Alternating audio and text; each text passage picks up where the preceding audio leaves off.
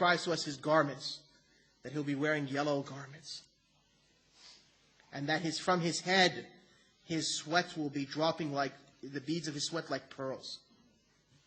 And when he comes in Damascus, the Muslims, of course, are standing for prayer.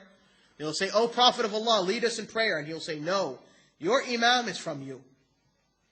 So the Muslims will pray, and then they will open up the gates to go out to battle, and Isa ibn Maryam will kill the Dajjal.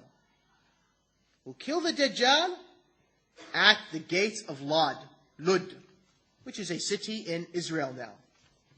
And when he kills a Dajjal with his lance, he will raise it and show the blood of a Dajjal to the Muslims. And when he kills their king, the Jews will scatter. There will be disarray in their army. There will be confusion. There will be fear. So they will begin to flee and hide. The Jews will hide behind rock and tree. The Prophet ﷺ said, on that day, rock and tree will speak and will say, "O Abdullah, O Muslim, there is a Jew behind me, come and kill him." And when the battle is over, Isa ibn Maryam will rule this ummah by Allah's scripture and by the sunnah of the Prophet ﷺ. The Prophet ﷺ said, "It is near that Isa ibn Maryam will come down amongst you as a just ruler. He will break the cross, exterminate the pig, and he will drop the jizya." He will break the cross, means put an end to Christianity, because Christians will no longer have an excuse to believe that he's the son of God. Ta'ala Allah an dhalika 'uluwan kabira, once they see Isa ibn Maryam. And likewise, he will exterminate the pig, that animal which they made halal for themselves. And he will drop the jizya. In other words, in his time, either Islam or death. There will be no exceptions. However, though, before he is able to rule, Allah subhanahu wa ta'ala will cause a great turmoil to occur. And that is the letting loose of Ya'juj and Ma'juj, Gog and Magog, as it is said in English. And these are two tribes of human beings who will come from the east. And they will come racing towards the Middle East. They come from the far east, coming racing towards the Middle East, killing whoever they come across. And Allah subhanahu wa ta'ala will reveal to Isa and Maryam that I am sending forth these people. No one can stand in front of them. So Isa and the believers with him will be forced to retreat and hide in the mountains of Sinai.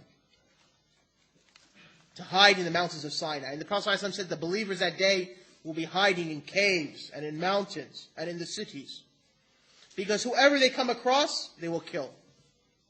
Until when they reach Palestine, they will come across the lake of Tiberias.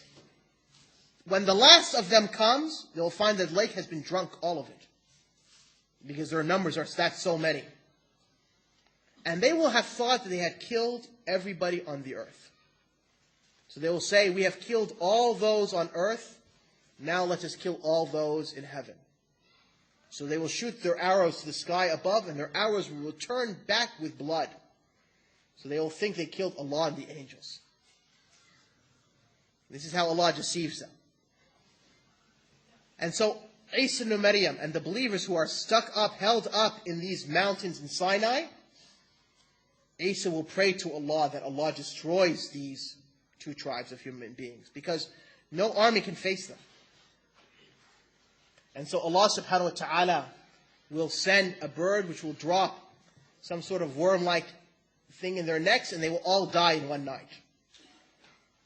But the earth will be filled with their bodies, the stench of their decaying and decomposing bodies. And so that you could not even breathe because of that. So Isa ibn Maryam will pray to Allah again. And Allah subhanahu wa ta'ala will send down a rain which will clean the earth. Clean the earth from their bodies.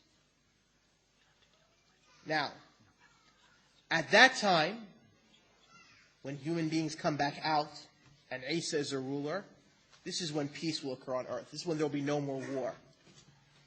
The Prophet ﷺ tells us that during that time, human beings will prefer a single prostration to Allah than all that is worth in the world and what can be found in there. And so there you will find Allah's blessings come in full.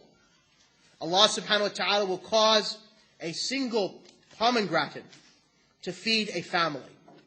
Now you know this rumman, this fruit, right? About the size of a grapefruit, for those of you who haven't seen it. Usually, a single person can eat that, but it will suffice a family. A goat will suffice a tribe. A child, the Prophet ﷺ said, will play with the snake and the snake will not bite the child. And likewise, a lion will sit down and watch over sheep. Because the blessings of the earth will come out. You see, because whenever there is sinfulness, Allah subhanahu wa ta'ala reduces the blessings. So, fruits do not appear as plentiful, rain does not appear as plentiful, money is not as useful, time is not as useful. That's why now we find, even though we have many things in our possession, we don't find benefit in it. You can't find any benefit in your time. You can't find any benefit in your money. Why? Because there's much sinfulness. And so there's a lack of barakah, blessings in these matters. But in the end of time, when people prefer a single sajda for the whole world and what's in it, then the blessings of the earth will come forward. And this is what the Christians are awaiting. And this is what their prophecies in Isaiah point to. And this is what the Prophet ﷺ has confirmed in his hadith. Now, Isa ibn Maryam will rule the people and will die. And it is said that he will be buried between the Prophet ﷺ and Abu Bakr, radiallahu anhu. Because if you look in Medina, you find the Prophet ﷺ's grave, then you find a gap, and you find then the grave of Abu Bakr and Umar. And so it is said that he will be buried between the Prophet ﷺ and Abu Bakr, alayhi salam. And of course, after his death, there will be other Muslim rulers, until finally Allah subhanahu wa ta'ala decrees that a wind will come which will take the soul of every believer on the face of the earth, even if that faith he has is as little as a mustard seed. And then only unbelievers will be on the earth and Allah will establish the judgment.